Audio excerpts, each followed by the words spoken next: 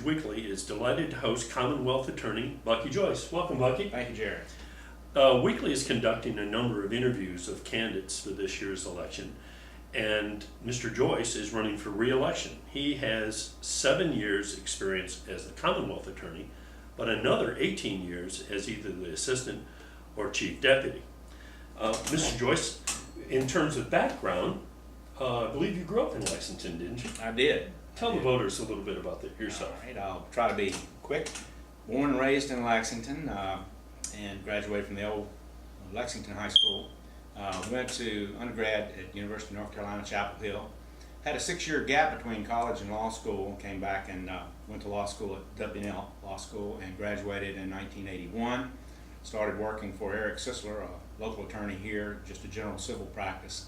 And then when Eric became Commonwealth Attorney in 1986, he designated me his assistant, and I was in that capacity with Mr. Sisler, and then Gordon Saunders up through 2004 when Mr. Saunders was elevated to the General District Court bench, and then I've been Commonwealth Attorney since 2004. Some local students here, or would-be students, probably envious to be able to get into Chapel Hill and then get into W&L Law School. That's quite an accomplishment in itself.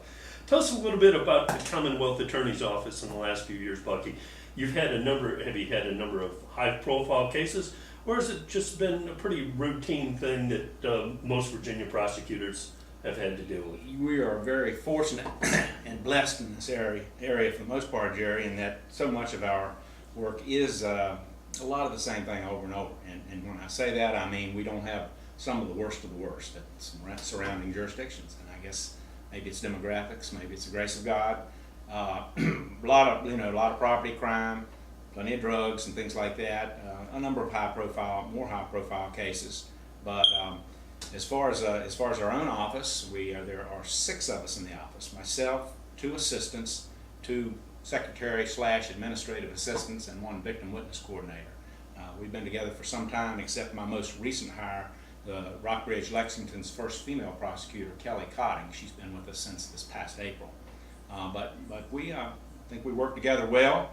The experience, as I say, my own experience and those of my chief deputy, Chris Billius, and Kelly, who's coming along real fast, I think serves the community. I think we are, mesh well with the local law enforcement agencies, the police department, of course, the sheriff's office and state police, and not to mention VMI, W&L security, and post police.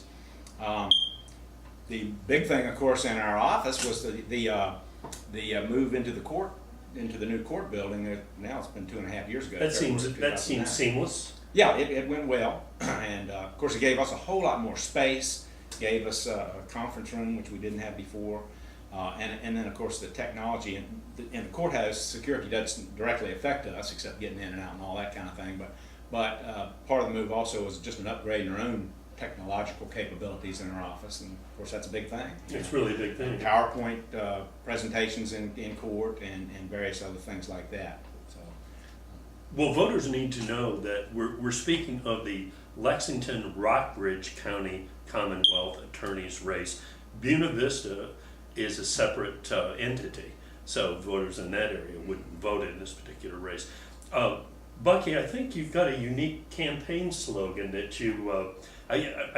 Candidate Joyce said that I slightly misquoted him when I mentioned in the paper what his slogan was, but I hope maybe you would share that with us. Well, Jerry, like I said before we started here, you cleaned up my grammar a little bit. My remarks at the 2 stump speeches I gave recently in Buena Vista were that sort of my campaign slogan would be, "Don't fix it if it ain't broke," and you cleaned it up to "Don't fix it if it isn't broke." So. Well, the Weekly tries to keep its quotes as accurate as possible.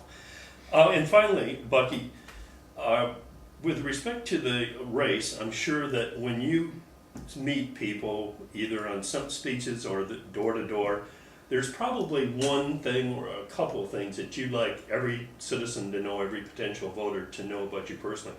And what would you say is the principal reason why Rockbridge County and Lexington voters should re-elect you in November? The main reason I would say is that the experience, my experience, as I said the other day, I haven't prosecuted all the crimes in the criminal code, but most of them. and you know, been doing it for 25 years, and different court, 3 different courts that we have here. I've run the office for 7 years, and of course, you know, the administrative side of the office, and office management and hiring and that kind of thing. The bottom line is I would just submit that we've done a good job. Hopefully, I hope that's been reflected in that, for the most part, I've stayed out of the paper. Jerry, your paper, and others largely, and I hope that's maybe a sign of somebody's doing something right. But basically, just I would contend that we've done a good job so far. We have the experience, and as I said earlier, I think have the trust, support, confidence of the local law enforcement agencies, and that would be my plea.